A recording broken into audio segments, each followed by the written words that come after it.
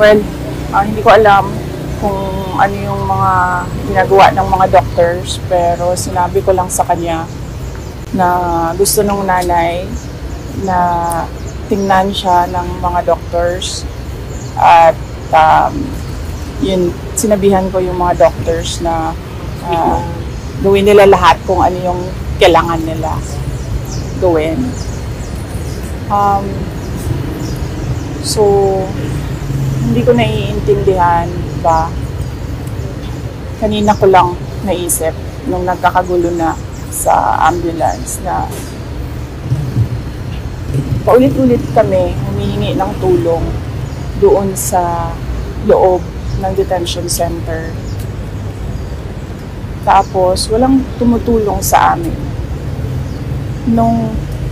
Nung tinanong ko yung doktor, pwede bang private vehicle na lang ang pagkargahan? Sabi niya, kung wala naman talagang ambulance, sabi niya, okay na yan. Ako na ang mag-assist sa patient.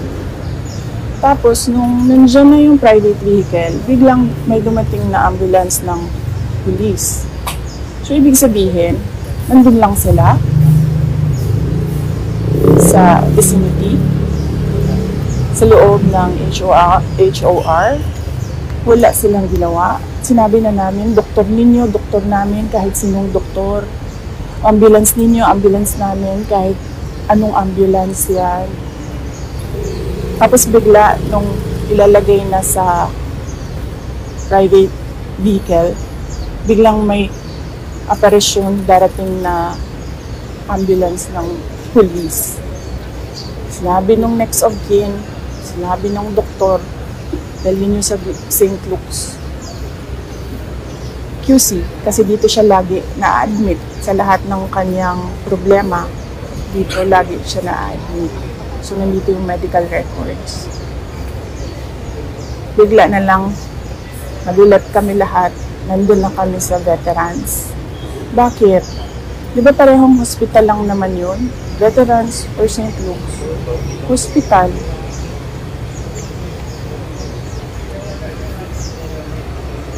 Tapos kanina,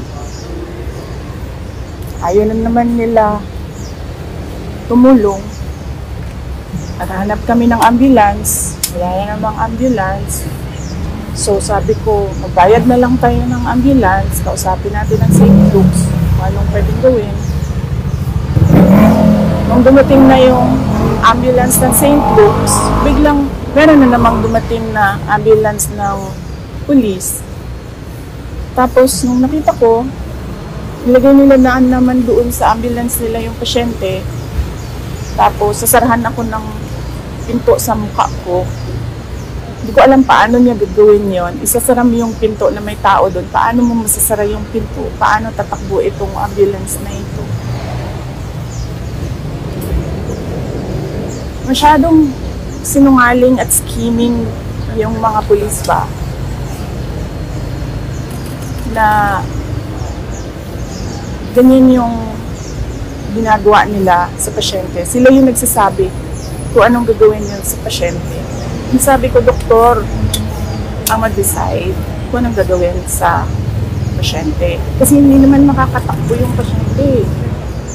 She's hysterical.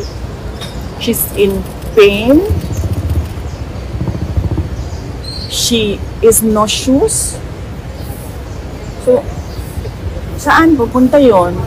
Lilipad ba ng Singapore yon? Hindi naman. Itong nag-uutos sa mga pulis, parang kriminal yung kanilang binabantayan. Tingnan nyo. Para itong kikibuloy they were wasting 300 personnel para hanapin ang isang tao. They're wasting so much manpower dito para bantayan ang isang tao na na-contempt lang. Tapos, ano yun? Kanang atikon pa ba ang mga tao ba? Nagmamadali na lahat kasi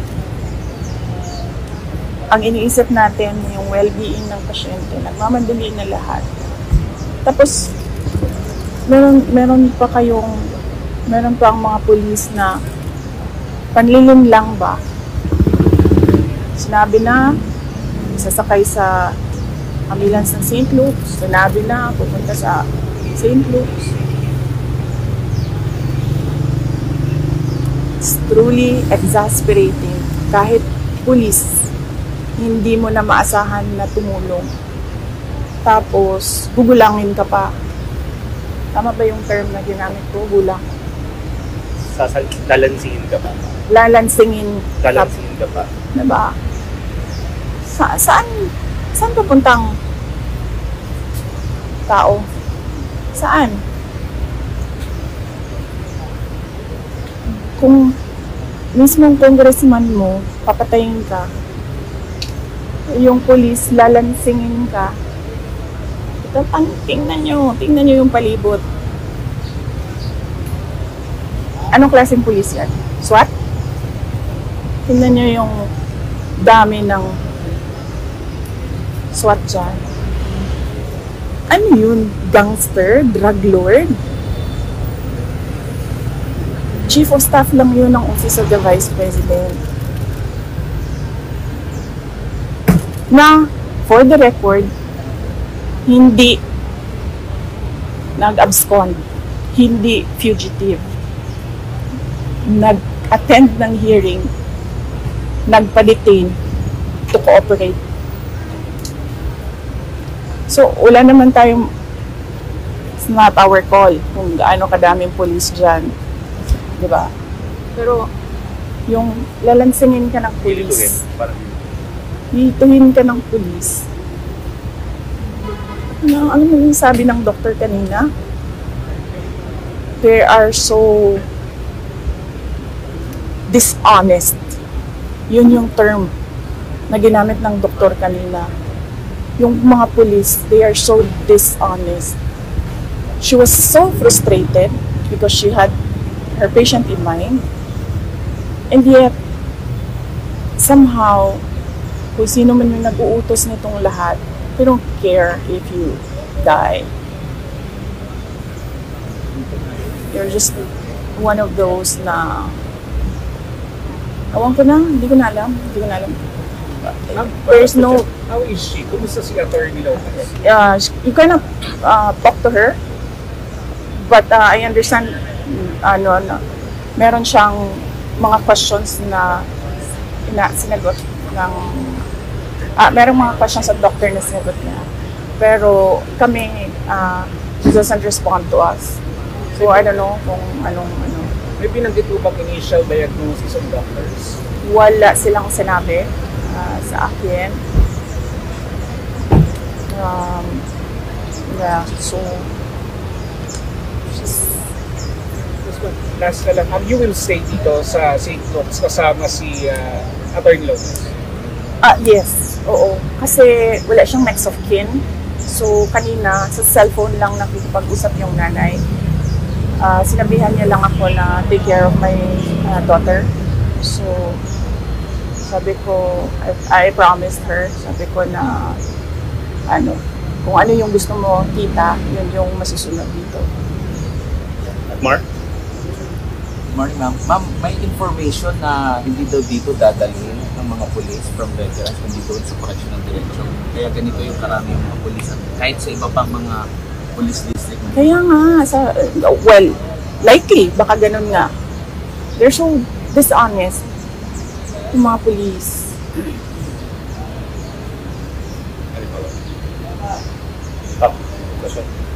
So if ever, ma'am, Alam mo yun, ngayon ko lang narinig yan, na kaya pala sinasakay nila doon sa ambulance. Kasi ilalagay nila doon sa correctional facility. It's doubly dishonest. Kasi hindi naman ang pulis ang masusunod sa isang pasyente. Ang doktor tsaka ang next of kin. Ihihirapan nga kami doon sa loob kasi wala sa amin next of kin. guys, if ever naglilipat pa rin si Attorney Lopez, pipigilan ba natin? Hindi ba tayo papayag pa? No, I do not know.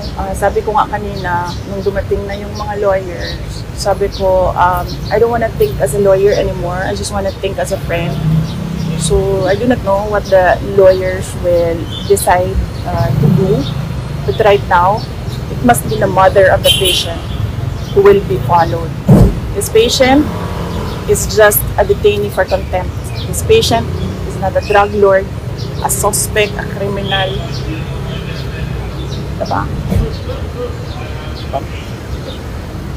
Sorry, although nasabi niyo, VP, na you didn't want to act as a lawyer right now, pero ano ho ang masasabi ninyo sa katahimikan ng IBP or Integrated Bar of the Philippines sa mga injustices na nangyayari ngayon? Well, I suppose they like what is happening right now. So, no, hindi natin alam kung anong iniisip ng IBP ngayon. But yes, sinabihan na rin kami, ma'am. Sinabihan na rin kami na you will not get relief from the courts. Ano po ang magiging implication ng nangyari ngayon sa magiging hearing supposedly by Monday po?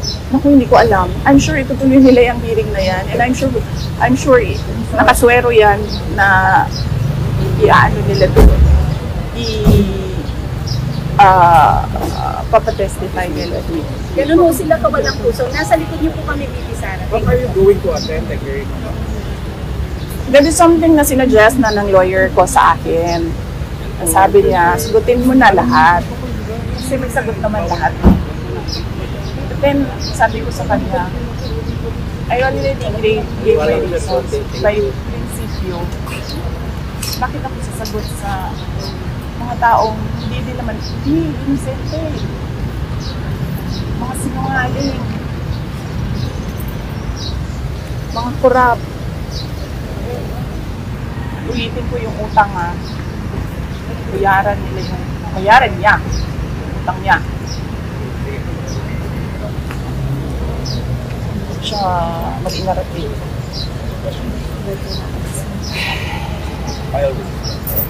Wala no final words, but thank you.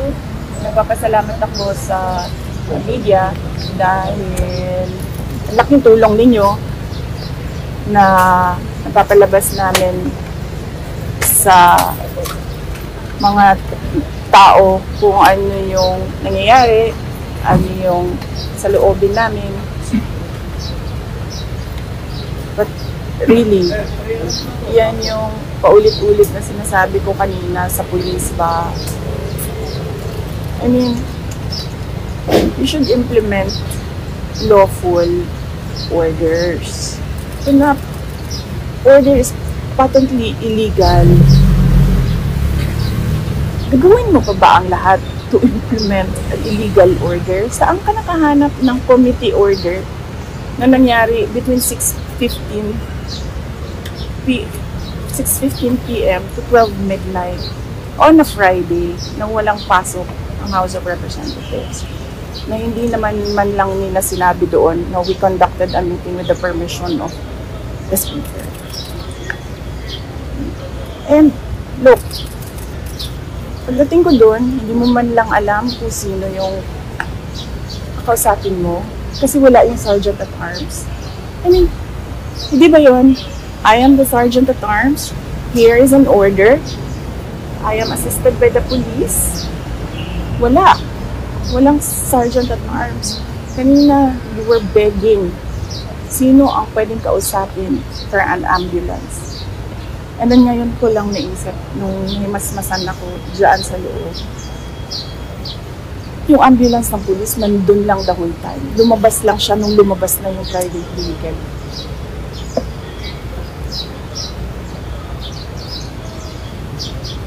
Anong klaseng health care protocol yan? There wasn't even an emergency protocol. Wala kaming makausap. Ang lahat ng tao umaakyat sa third floor and hindi na sila bumabalik sa baba.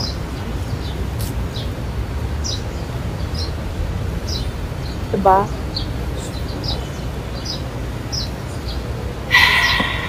Di ho ba kayo natatakot para sa sarili ninyo bilang nandun po kayo nag-hold ng office ngayon at nakaya nilang gawin kay Yusek Zulaika at maaaring gusto nilang gawin din sa inyo? Oo, yes ma'am. alam ko na, ako naman kasi talaga yung target, diba ma'am? Ako talaga yung target. Except that, dahil nga wala silang ebidensya, ang ginagawa nila, iniipit yung mga tao, thinking na meron dyan isa magsasalita. Ang problema, kasi wala talaga silang ginawa. Bakit nila kine-question yung management style ko na on a need-to-know basis yung mga tao? Kung ang chief of staff, pakiramdam ko, hindi niya kailangan malaman ang isang bagay, bakit ko isasabihin sa chief of staff? Kung ang ASEC, hindi niya kailangan malaman ang isang bagay, bakit ko naman sasabihin doon? Bakit nila kina-question yung management style ko? Ang sasabihin nila, nagsisinungaling yung tao. Hindi naman nila kilala. Hindi nga nila alam, hindi ako nag-i-aircon eh. Kaya, walang problema. May aircon man o wala. Naniniwala po ba kayong hostage taking ang ginawa nila kay Yusek Lopez? Ma'am, naniniwala ako na it was attempted homicide because she feared for her life. Pag nakakita siya ng uniform ng police, ma'am, natataranta siya. Kasi imagine mo ba naman, 9 biglang papasok sa kwarto mo. Wala naman tayong problema eh. Ano bang problema natin? Nandoon nakadetain yung tao. Mag-a-attend ng hearing. Nagbibisita kami. Sinusunod namin yung oras ng pagbisita. I don't understand. Why do you have to antagonize a detainee who is fully cooperating sa lahat ng kailangan niyang gawin para matapos lang ang kin-inang hearing na yan na money-making scheme ng mga congressman. Yes, ma'am. But there are four other OVP personnel that are being summoned by the Committee on Video How are they working out? Anong pa nga nakikita nila si Atty. Zubeda na pinatrato ng ganito? Hindi malayo na maging dumating ang trato sa kapatid. Oo, ma'am. Sigurado na tayo. Ganyan talaga ang trato. Kasi, naghahanap sila ng ebidensya. And the only way, plano nila, iipitin namin ng iipitin to hanggang sa muntik na ito mamatay para makuha namin ang ebidensya. Anong kapangahan yan? Kung may ebidensya ka sa simula pa lang, diba? Last year pa kayo nag-a-announce, Franz Castro, paulit-ulit, impeachment. Tapos ngayon, Joel Chua magsasabi, there's probable cause, but we're short of time because it's already the election. So, ibig sabihin, accountability of public funds is less important kasi uunahin natin ang election ninyo. Oh, so ibig sabihin, ano? Wala ebidensya. Last year pa yan eh. Diba dapat final nila last year? Wala eh. Ginagamit nila yung COA. Humingi hanggang makahanap kayo ng anong pwede namin gamitin. And all because we are in this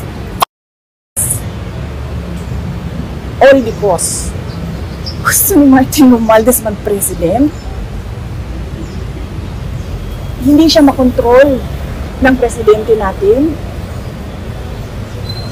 Na hindi marunong mag-desisyon. Walang decision-making skills at all. Zero. We are wasting time as a country on what we need to do. Kawawa na tayo.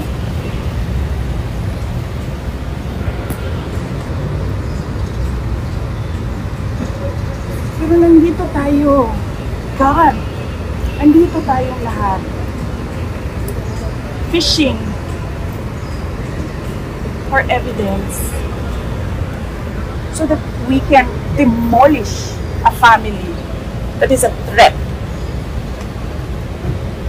to our personal gain.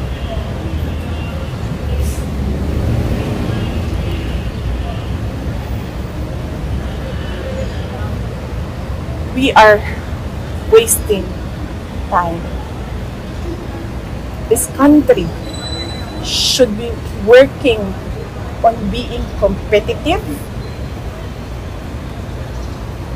jumping to middle income, aspiring to be a first world economy. What are we doing? Doing nothing at all. Magkano ang dollar? Nasaan ang remittance ng mga OFW na inaasahan lagi ng gobyerno na hindi naman dapat?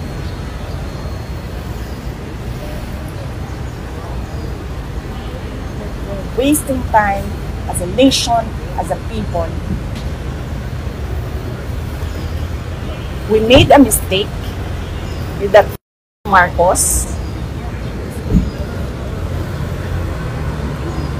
and we are wasting time. Yes, ano tanong mo? Naniniwala po ba kayong tatayuan ng COA ang kanilang mandato or eventually, sorry for the term, ilalaglag din nila kayo eventually? I don't know. Diba? Ay, review nyo yung review nyo yung hearing. Yung hearing kanina. Ay, nung last hearing. Nung tinanong si COA. Oh, COA! Ano pa apelido nun? I don't remember. Diba? Gusto mo rin magtrabaho? Diba? Gusto mo rin magtrabaho? Yes! I need to work on the notice of suspension. I have a video of Cordova talking shit about me and Yusek Lopez. So COA and House of Representatives are working together? Yes. Actually, sila lang ang working together and lahat ng taong bayan are just parang playthings to the rich. They don't care. They don't care about you. Wala. Mayan, alas na lang, what will happen to Atty. Lopez po? Ano mangyari? Babalik po siya sa HOR or sinagabi yung paano yung detention? Well, I really do not know right now what will happen to her. We just trust that the doctors know what they are doing, and then we entrust to them her healthcare plan. So, kung ano yung gusto ng doctor, kung ano yung gusto ng nanay, yun yung susundin namin. And how's her health status? As I said kanina, hindi mo siya makausap eh. But she answered some questions of the doctor. Pero hindi lahat din. And then, pag kami yung kumakausap sa kanya, hindi siya nagsasalita and really, I'm worried kasi kanina din, inano niya yung ballpen ba? Ginaganyan niya yung ballpen na sinabihan namin siya. Sinabi niya sa amin na ayoko na ito, make this stop. I will stop this. And ganyan na mga And she already said her piece kanina before she started vomiting. She said her piece. Parang she doesn't feel safe. And she is astounded by the lack of rules. She is astounded by the assault to democracy. Okay. Thank you. Thank you, Vivi.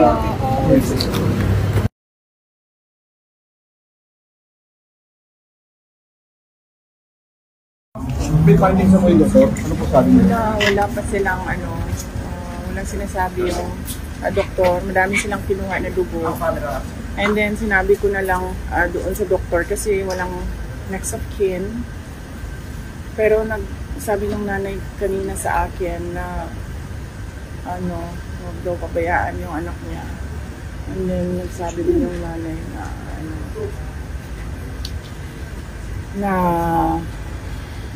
dalhin daw sa hospital yung anak niya, huwag daw pabayaan na gano'n. So, humingi kami ng tulong. Walang tumulong sa amin doon. Kasi hindi namin alam kung anong gagawin namin kasi hindi naman kami, well, meron akong background sa healthcare pero at that point hindi ko na alam kung ano yung gagawin. So,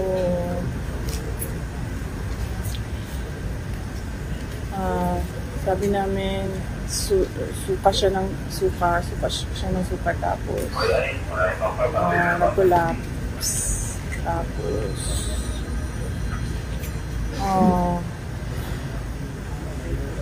well before siya sumuka buti na lang nagbabantay si Nicole, kinuha niya yung ballpen tapos ginanya niya yung kamay niya, sabi niya ayoko na ito. Ayoko na talaga. So, buti na lang, nandun si Nicole. Kinuha yung ballpen. Sumuka siya ng sumuka. Sorry. Sumuka siya ng sumuka. Maalala ko lang yung suka and then hindi man ako nakatingin. Kasi nasa cellphone ako. Nagtatanong ako. Nag-iisip ako kung sino tawagan ko para tumulong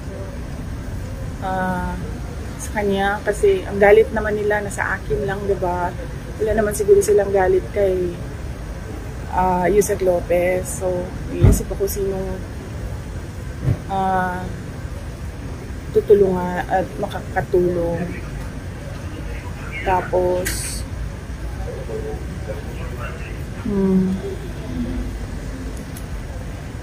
so nag-collapse siya tapos hindi ko alam kung ano nangyayari. So sinasabihan, tinatawag ko siya, hindi siya sumasagot. Tapos may doctor na dumating. And then kinausap ng mama ni Yusek Lopez, yung doktor, nag-usap sila. Nagbigay ng instructions yung nanay kasi siya yung next of kin, pero nagsabi yung nanay kanina na since wala siya physically sa Manila, can I just take care of her daughter. Tapos